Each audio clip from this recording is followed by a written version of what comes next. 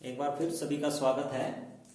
आज हम करेंगे मल्टीप्लिकेशन ऑफ मैट्रिसेस कि दो मैट्रिक्स की मल्टीप्लिकेशन कैसे की जाती है। एडिशन आप कर चुके हो पहले। एडिशन में क्या कंडीशन है कि दोनों मैट्रिक्स जिनको हम ऐड कर रहे हैं उन दोनों का ऑर्डर क्या होना चाहिए, सेम होना चाहिए। अब मैट्रिक्स की मल्टीप्लाई करने के लिए क्या कंडीशन है, ले लेते हैं एक मैट्रिक्स ए ले लेते हैं।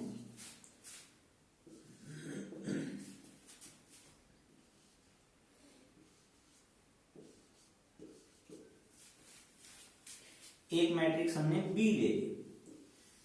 बी को मैं चेंज करता रहूंगा, बार बार ऑर्डर चेंज करूंगा इसका। ये ऑर्डर कितना है 2/2। ये ऑर्डर कितना है 2/2। मैट्रिक्स B1 ले लेते हैं। फिर अगर ये मैट्रिक्स ना लेके ये दूसरी मैट्रिक्स लें, इसका ऑर्डर कितना है 1 into 2।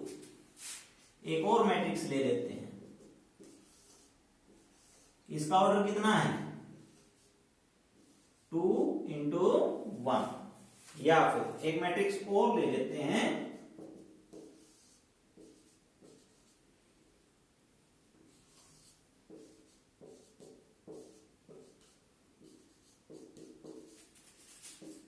लास्ट एक और ले लेते हैं मैट्रिक्स।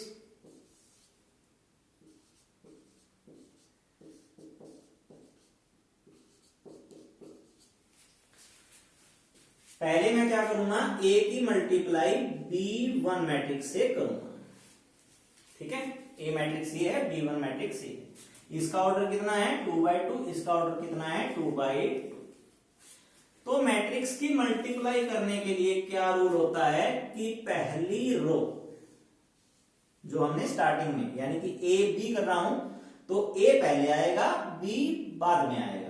तो ए मैट्रिक्स पहले लिखी जाएगी, बी मैट्रिक्स बाद में लिखी जाएगी। तो पहली मैट्रिक्स का पहली रो और दूसरी मैट्रिक्स का पहला कॉलम।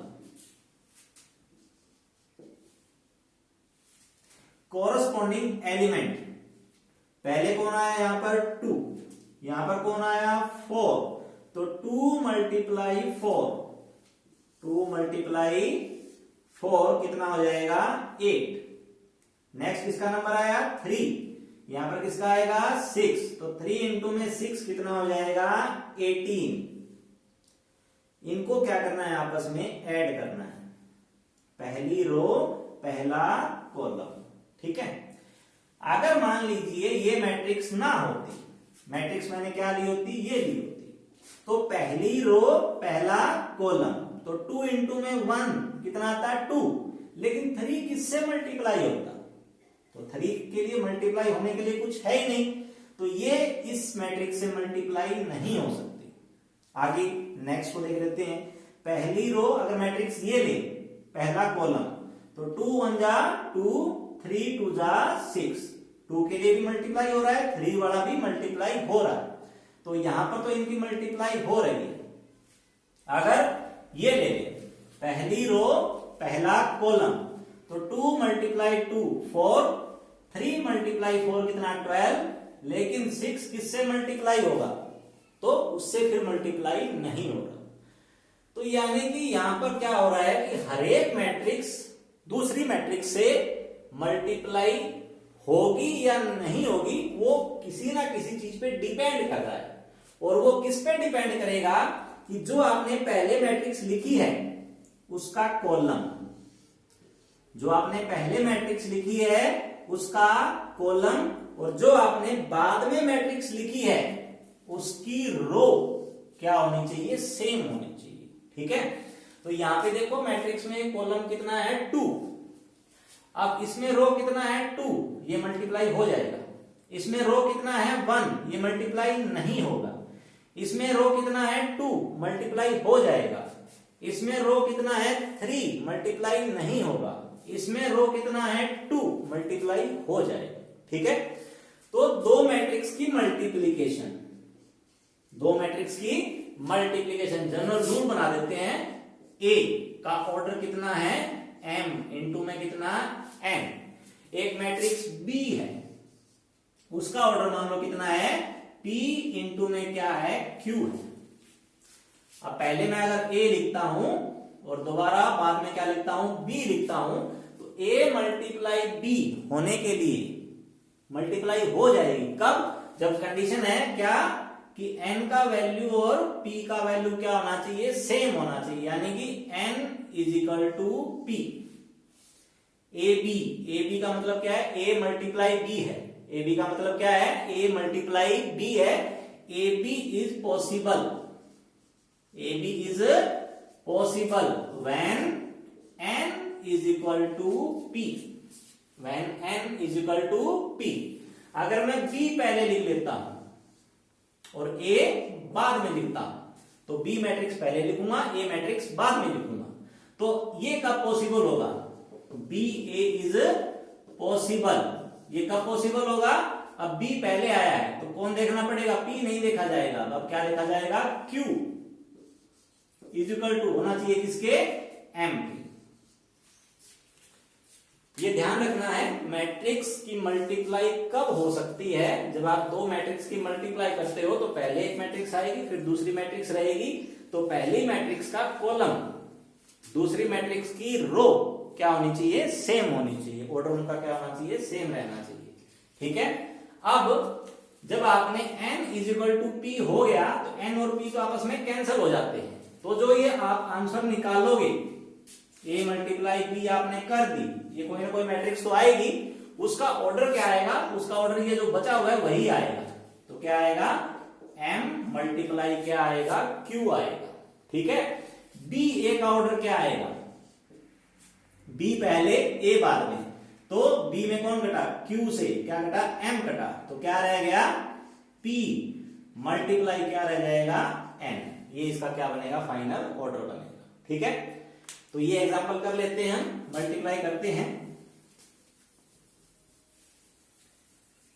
मल्टीप्लिकेशन के लिए, मल्टीप्लिकेशन आपको अच्छे तरीके से आ जाए उसके लिए क्या करना है कि आपको इसकी प्रैक्टिस करनी है, क्योंकि यहां पर आपका क्या रहेगा, यहां पर आपका जो बेसिक ऑपरेशन है, क्या करते हो, मल्टीप्लाई करते हो या फिर क्या करते हो, एडिशन करते हो या सब्ट्रैक्शन करते हो, वहां पर आपके मिस्टेक होने के चांस क्या रहेंगे, ज्यादा रहेंगे। ठीक है, तो पहले क्या ले लेते हैं, अब देखिए मल्टीप्लाई करवाते हैं हम। पहले मैट्रिक्स हमने क्या ले ली, मान लो ए ले ली, ए मैट्रिक्स क्या है, 2 3 4 5। दूसरी मैट्रिक्स क्या लेते हैं, B1 लेते हैं, तो B1 में क्या है, 4 5 6 7, ये दोनों की मल्टीप्लाई लिख दिया मैंने, a मल्टीप्लाई b, a पहले लिखा है, b बाद में लिखा है, तो इनकी मल्टीप्लाई करते हैं। तो मैंने आपको बताया क्या, पहले जो मैट्रिक्स लिखी गई है उसकी पहली रो और दूसरी का पहला कॉलम, पहली रो पहला कॉलम, तो पहला एलिमेंट यहां पर 2 है, यहां पर पहला एलिमेंट क्या है, 4, 2 4 जा कितना हो जाएगा, 8। जब तक ये रो खत्म नहीं होती तब तक ये आपस में ऐड होते रहेंगे, तो 2 इंटू में 4 कितना, 8, 3 इंटू में 6 कितना, 18। अब ये कॉलम खत्म हो गया, जब तक कॉलम खत्म नहीं होंगे तब तक क्या करेगी, रो 1 ही काम करेगी। ठीक है, तो अभी हमारा क्या हुआ है, पहला कॉलम खत्म हुआ है, लेकिन हमारे पास अभी दूसरा कॉलम और पड़ा है, तो उसकी भी हमें मल्टीप्लाई करवानी है। रो क्या रहेगी, पहली ही रहेगी, लेकिन अब कॉलम क्या आ जाएगा, सेकंड आ जाएगा, ये कॉलम आ जाएगा सेकंड, तो 2 इंटू में 5 कितना, 10, 3 इंटू में 7 कितना, 21। पहली रो पहला कॉलम पहला एलिमेंट, पहली रो दूसरा कॉलम दूसरा एलिमेंट। ठीक है, पहली रो पहला कॉलम R1 C1 मतलब 1 1 पहला एलिमेंट, पहली रो दूसरा कॉलम, तो यानी कि पहली रो का दूसरा एलिमेंट C, ये R1 और C2 यानी कि दूसरा एलिमेंट आ जाएगा। ठीक है, अब क्या हो गया, कॉलम खत्म हो गए, कॉलम खत्म हो गए तो फिर पहली रो का काम खत्म हो गया, अब क्या आएगा, नंबर किसका पड़ेगा, दूसरी रो का, स्टार्टिंग फिर पहला कॉलम दूसरा कॉलम आगे और होता तो फिर कर दे, तो पहली सेकंड रो फर्स्ट कॉलम, तो 4 इंटू में 4 कितना, 16, 5 इंटू में 6 कितना, 30, पहला कॉलम खत्म हो गया, अब उसके बाद में दूसरे कॉलम का नंबर आएगा, तो सेकंड रो सेकंड कॉलम, तो 4 इंटू में 5 कितना 25, इंटू में 7 कितना 35, तो इनको ऐड कर देंगे हम, तो आपका फाइनल आंसर आ जाएगा 8 प्लस में 18 कितना हो जाएगा 26, ये कितना हो जाएगा 31, ये कितना हो जाएगा 46, ये कितना हो जाएगा 55, ये क्या आ गया आपका A मल्टीप्लाई B आ गया। ठीक है, अब इसी में अगर हम जनरल उल्टा करें इसका, क्या A इंटू में B किया है तो क्या B इंटू में A भी आ जाएगा, और आ जाएगा तो कितना आएगा वो देख लेते हैं। तो B कितना है, B तो ये है 4, 5, 6 और 7, इसकी मल्टीप्लाई करवाएंगे किससे A से 2, 3, 4, 5 से 2, 3, 4, 5 से। ठीक है, अब मैं मल्टीप्लाई कर रहा हूं डायरेक्ट, पहली रो पहला कॉलम, ये क्या निकाल रहा हूं मैं BA निकाल रहा हूं, तो 4 इंटू में 2 कितना 8, प्लस में 5 इंटू में 4 कितना 20, तो 20 प्लस में 8 कितना आएगा आंसर, पहला कॉलम पहली रो पहला कॉलम पहला एलिमेंट कितना आ जाएगा 28, यहां पर कितना है 26, तो AB और BA बराबर नहीं आ रहा, तो ये जो प्रॉपर्टी है आपकी पहली क्या है कोम्यूटेटिव। ठीक है, ये हमेशा बराबर होने के चांस नहीं है। कुछ एग्जांपल्स हैं जिनमें A B की मल्टीप्लाई और B A की मल्टीप्लाई क्या आएगी सेम आएगी। फॉर एग्जांपल अगर हम एग्जांपल ले लेते हैं,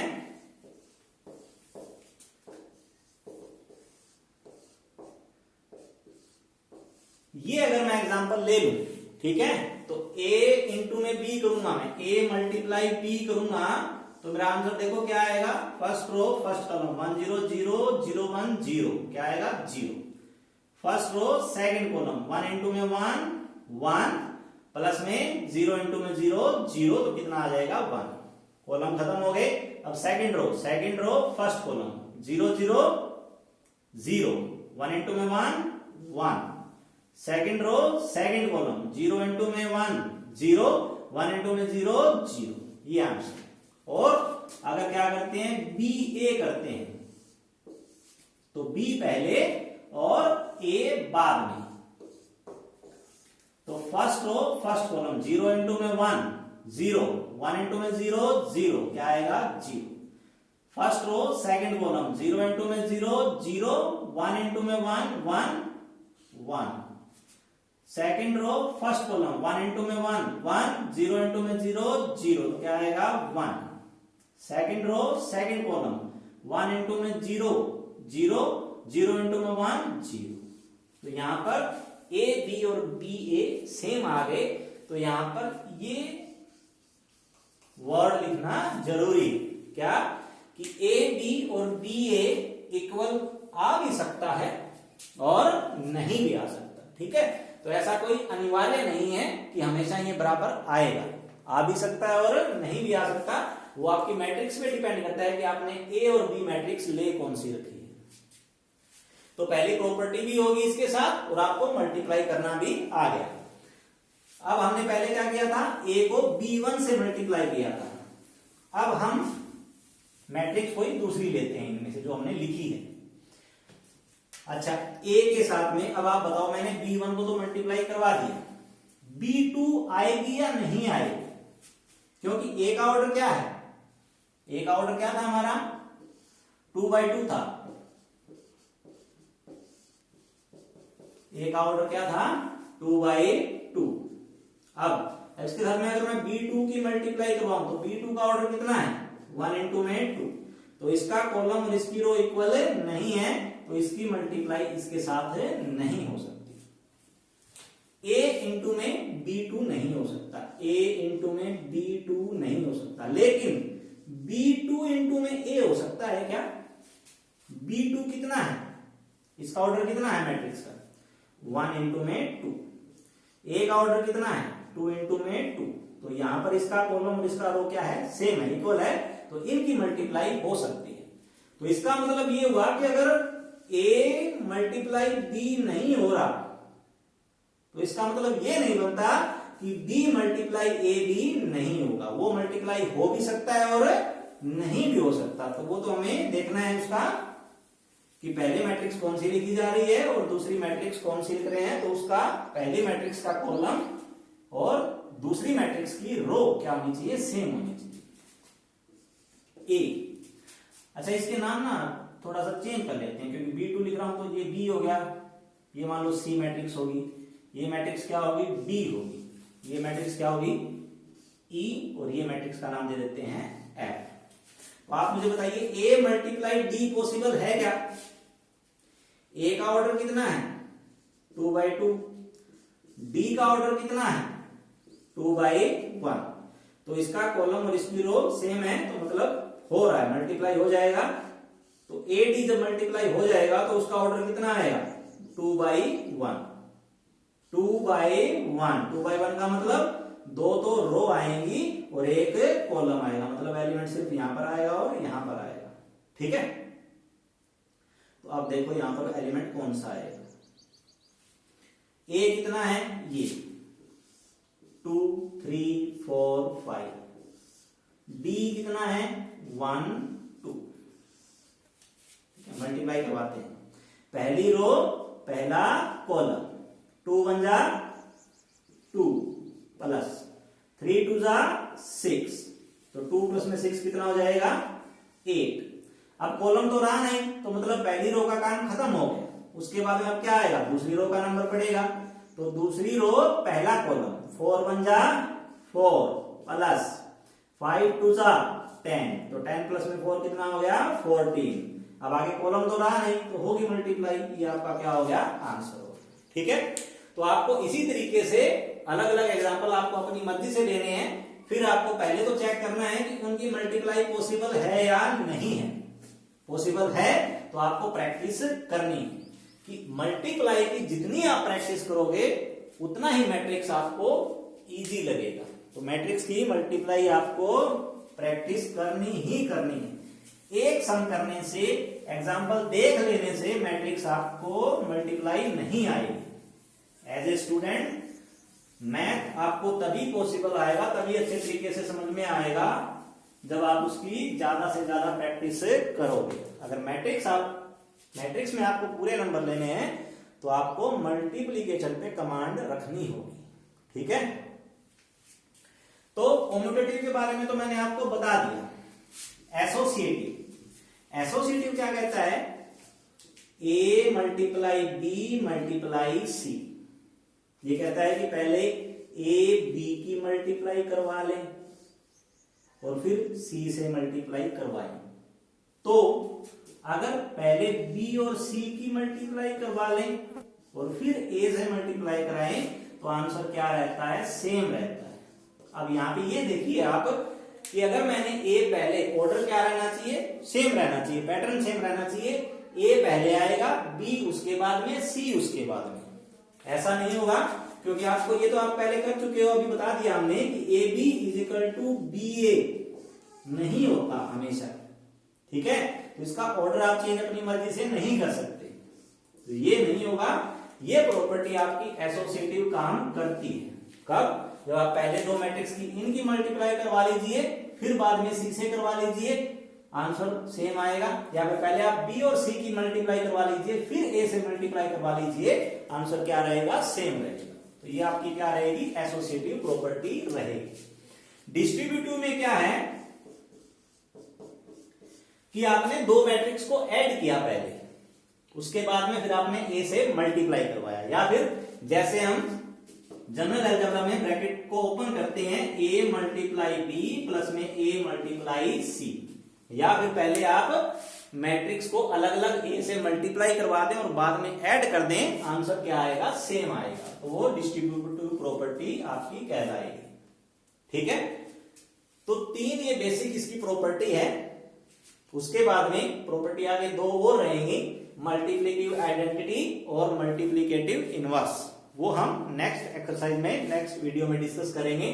अभी तक आपको क्या करना है, एनसीईआरटी की थर्ड चैप्टर की सेकंड एक्सरसाइज 3.2, उसमें आपका क्या आएगा, एडिशन भी आएगा, डिफरेंस भी आ रहा है और मल्टीप्लीकेशन भी आ रहा है। ठीक है, अगर कहीं पर आपको ये लिखा हुआ दिखाई दे